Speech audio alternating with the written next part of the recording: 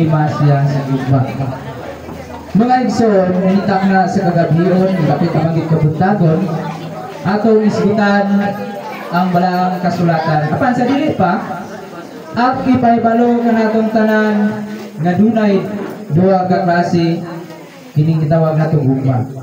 Gugma nga tawhanon ug gugma nga espirituhanon. Apan duna po itulo ka gugma gihapon, no? Kining gitawag og sa wala ni siya sa kwan pero kining gitawag og ining singgam love. Kasi nakadungog ganito, nakadungog ganito.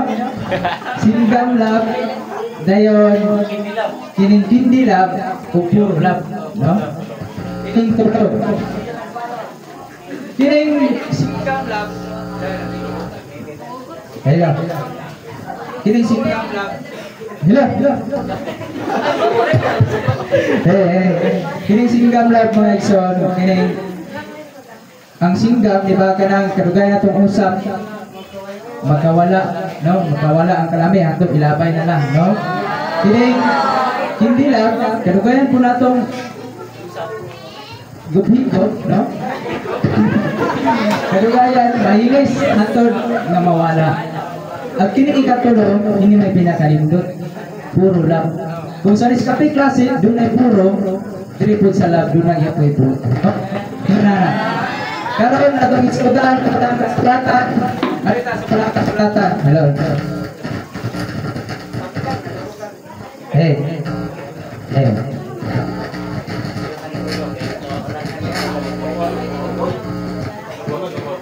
Hey. Dito sa balang kasulatan magbase mga igsoon kay naman kung mag-isgot ta gugma daghan kayo nas una-una no apan magpudita sa balang kasulatan magkuha.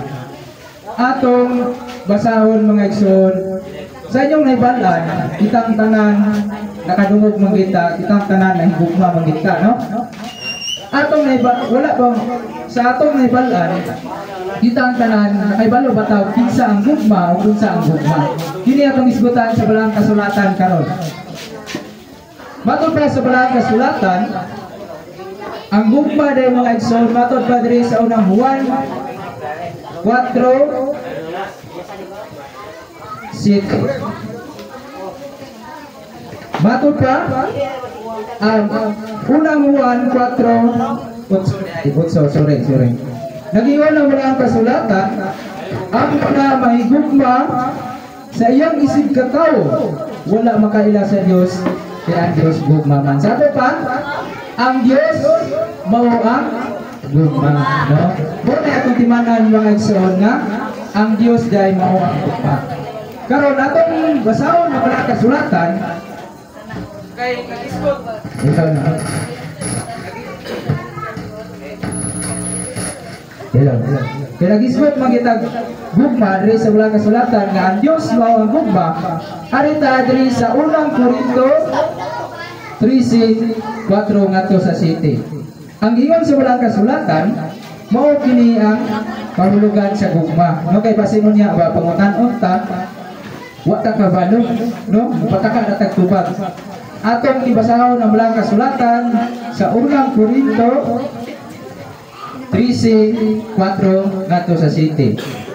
Ang gugma mapailubon o maluluyon. Dili masinahon o tigpanghambog. Ang gugma dili magpaitason o bastos. Ang gugma dili mamugos sa kaugalingong kagustuhan. Ang gugma dili masukanon o madimtanon. Ang gugma dili malipay sa rotan kung dili sa kamatuoran. O ang gugma o ilog muto tunaog o mulahot kaigay. Mao kini ang tinuod nga gugma nga mao si Kristo ang gisgutan. Matod pa ganiya sa unang Juan 4:8. Ato ni karong isa-isahon mga igsoon. Matod pa sa walang kasulatan ang gugma mapailupon ug maluluyon. Karon kay gisgutan man kini sa balang kasulatan unsa man buhaton nato ni o dili lang sa no kini mapailupon mga igsoon kini mapailupon nga gisgutan sa balang kasulatan mo ipindot kay kukunaan sa kapita. Hello. Kaya nga naman, kung ang usa ka tao,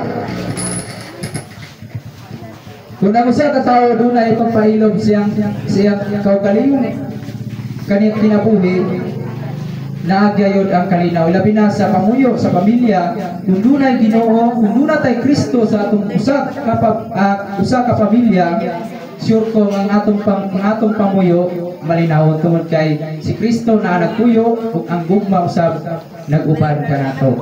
Muna, ang ikaduha maluluyon, no?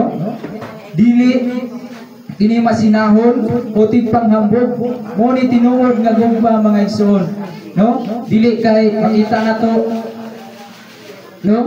Dili kay makita nato ang atong silingan, no, nga nakapalit og bagong motor. Kita usab mangutang puta aron makapalit putag bag-o, no? Pero inutang di ay, no? Una nga dili masinahon ang gugma, no? Makabalota, makuntinto kung unsay ana sa tuang gihatag gikan sa Dios. Ang gugma dili mamugos sa kaugalingong kagustuhan. Ang gugma dili masuk-anon o mandungtanon. Muni atong bantayan mga igsoon kay nganuman ang gugma dili masuk-anon o dili madinungtanon. Kasagaran sa tuwa labi na kung doon na tayo mga kasino o mga sakit nga mga istorya nga atong nadungog, dili na to na siya angay nga tagaan og lugar sa kasing-kasing tungod kay kana dili kana siya iya sa Dios. Dili iya kana sa iyang atbang, no? Iya kana siyawa kung ato nang tagaan og panahon muna nga aron kita magpuyo nga malinawon ang tanan nga mga kasakit nga isulti sa ato dili na to na siya natagag lugar sa kasing-kasing aron kita magmalinawon. Muna ang tinuod nga gugma dili malinungtanon.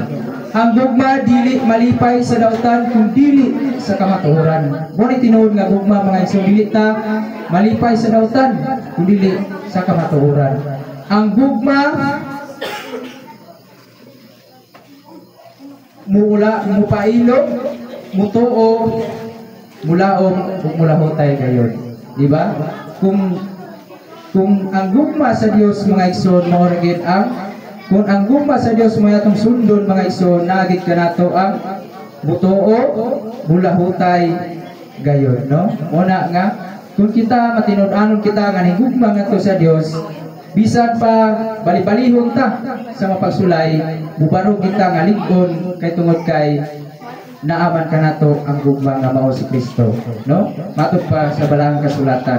Mao na nga aging pagdasig kanatong tanan sa dili pa nako tapuson ang mensahe kay nakalalom naman kagabhion. Muhalad na kog isa ka awit kini siya ang uluhan ini tunay na pag-ibig, no? Bisag dili ko nindot og tingog apan ako ni nga ipabot kaniyong tanan kay anuman ipahaon na ko sa balahang kasulatan sa akong tema karon nga gidala nga mao ang gugma. Palihog pre. Agyangyo na ko akong brother Jefferson Bernales.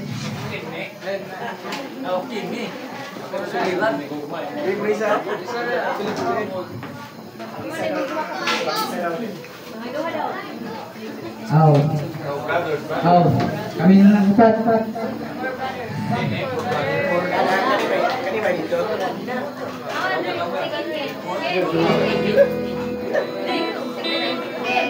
Okay.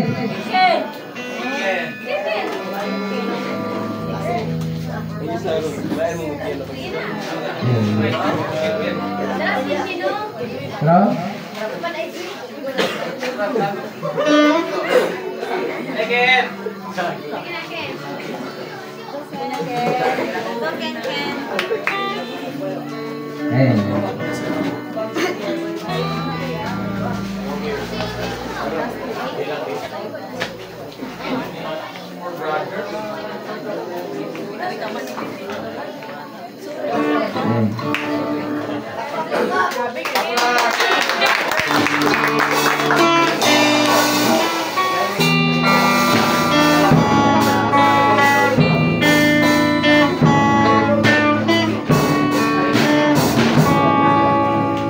Aku ang umibig ng mahal.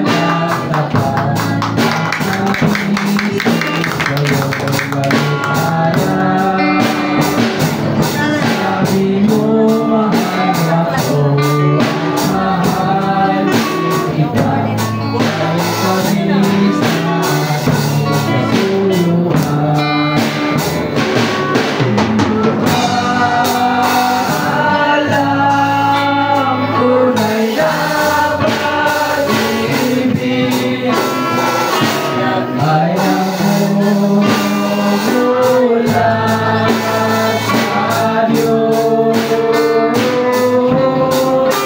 Di ko ba alam tunay na pag-ibig na nagmumula sa Diyos. Di ko ang pag-ibig tunay na pag-ibig ang halagang Diyos ibigay. Mamatay para sa ating kasalan.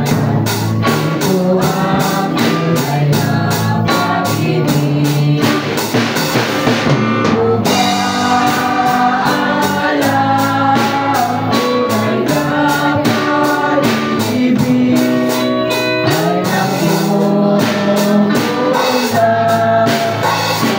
Diyos? Di ko ba alam tunay na pag-ibig ay nagmumula sa Diyos? Ay